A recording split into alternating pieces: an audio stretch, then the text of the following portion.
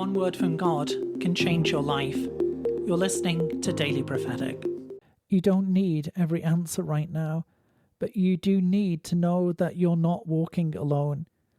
You've been trying to move forward carefully, trying not to force anything, trying to stay open to the Lord, without knowing the full picture. But the Lord says, I am meeting you in this place. I am the Lord who is walking with you each step of the way, the Lord who is walking with you hand in hand and step by step. Don't be afraid, but trust that I am there with you, the Lord who is bringing my peace to you, the Lord who is strengthening you. Do not fear, but trust that I am with you, the one who is guiding and leading you along the right path.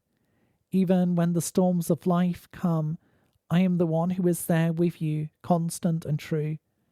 Do not be afraid, but trust that I am with you, the Lord who is leading you along the right path, the Lord who is true to my word.